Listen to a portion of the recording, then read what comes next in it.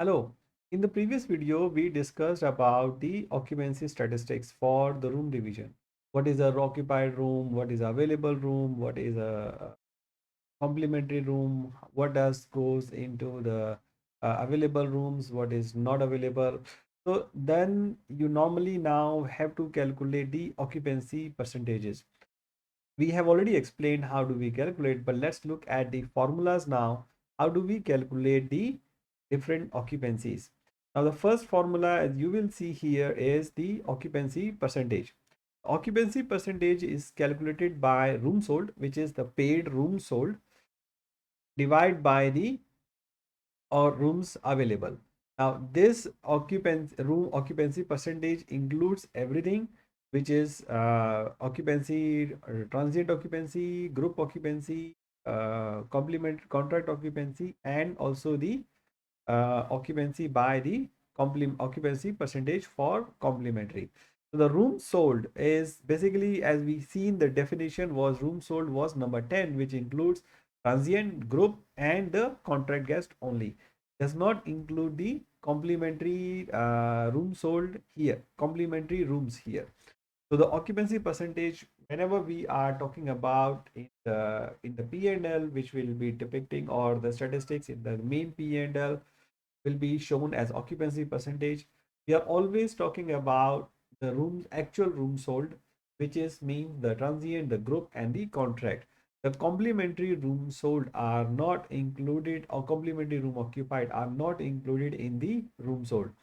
So that's why the hotel technically should never, in the P&L at least, will never be 100% occupied unless there are no complementary room, no house use room, and the hotel is really full 100% by the complement, by the paying guest only. Then in that case it will be 100%. The rest of the cases it will not be 100%. Now the occupancy transient is fairly simple. The denominator here is rooms available. Here again, the room available is total room inventory minus rooms which are not available for sale. So which are those rooms? The rooms not available for sale, as we discussed, were seasonally closed room minus permanent house use minus the rooms closed for discretionary purpose or renovation or for any extended period of time for more than 6 months. Those rooms are not included in the rooms available calculation here. So every month on a month, you need to tell the users how many rooms were available, how many rooms were sold, what was the occupancy percentage, what was the ADR, which we're gonna next, and what was the RevPAR, which we're gonna see next. And then you have complementary occupancy. Now this occupancy is just only for the purpose to know really how many rooms were occupied without any payment, so that the management can make a decision, was it too much or was it too less. So you can compare on a month by month. The next, as we discussed in the previous video, is average length of stay, which is calculated by rooms occupied. Now here rooms occupied includes everything, whether they are complementary or they are for the room transient room. So it will include the total rooms occupied, paid room sold plus the complementary rooms occupied. That will become room occupied. Divide by the number of arrivals. Number of arrivals means number of check-in, whether paid or for complimentary, so that we can understand on an average guest is staying for how many days in the hotel.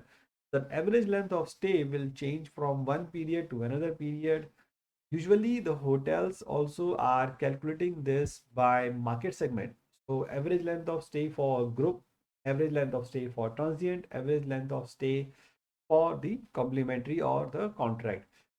You can calculate average length of stay by nationality as well, based on just calculating room occupied and number of arrivals for each particular type of nationality.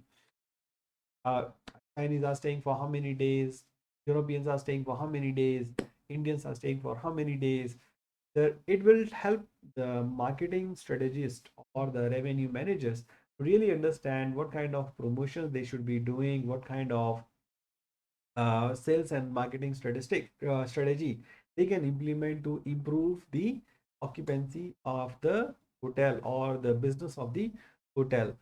One thing which is not included here is the average guest per occupied room, which this statistics again is also an important one, so that you can really understand how many amenities you need to put into the room for the guest.